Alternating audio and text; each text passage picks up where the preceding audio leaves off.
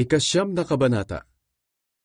Nang patunugin ng ikalimang anghel ang kanyang trumpeta, nakita ko ang isang bituin mula sa langit na nahulog sa lupa, at ibinigay sa kanya ang susi sa pintuan ng kailaliman. At nang buksan niya ito, lumabas ang makapal na usok na parang galing sa malaking hurno, kaya dumilim ang mundo dahil natakpan ng usok ang araw. At mula sa usok, naglabasan ng mga balang at kumalat sa lupa. Binigyan sila ng kapangyarihang manakit tulad ng alakdan, ngunit pinagbawalan silang maminsala ng mga damo o anumang halaman at puno, kundi ng mga tao lang na walang tatak ng Diyos sa kanilang noo. Pinagbawalan din silang patayin ng mga taong ito, kundi pahirapan lang sa loob ng 5 buwan. Ang hapdi ng kagat nila ay katulad ng kagat ng alakdan, kaya sa loob ng 5 buwan, mas gugustuhin pa ng mga tao na mamatay. Ngunit hindi ito mangyayari kahit gustuhin man nila. Ang mga balang ay parang mga kabayong nakahanda sa digmaan.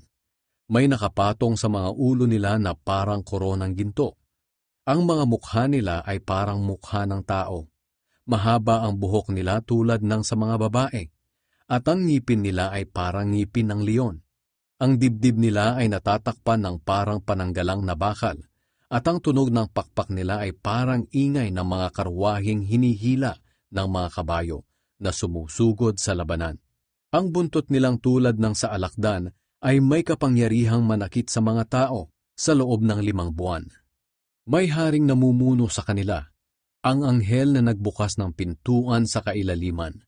Ang pangalan niya sa wikang Hebreo ay Abaddon, at Apollyon naman sa wikang Griego.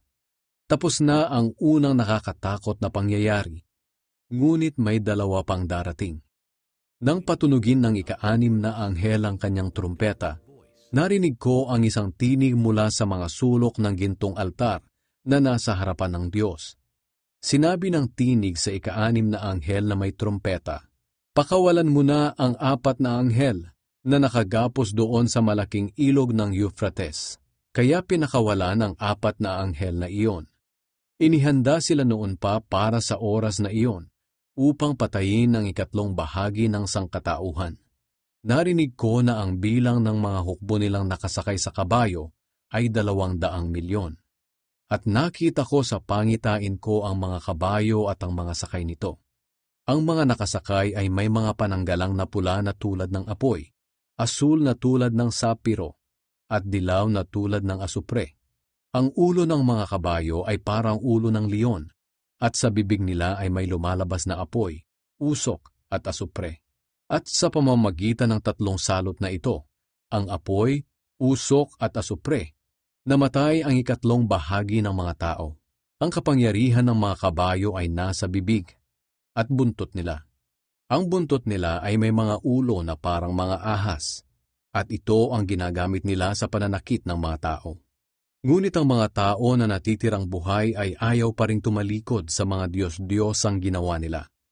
Patuloy pa rin sila sa pagsamba sa masasamang espiritu at mga ribultong yari sa ginto, pilak, tanso, bato at kahoy. Ang mga ribultong ito ay hindi nakakakita, hindi nakakarinig at hindi nakakalakad. Hindi rin sila nagsisi sa kanilang pagpatay, pangkukulam, sexual na imoralidad at pagnanakaw.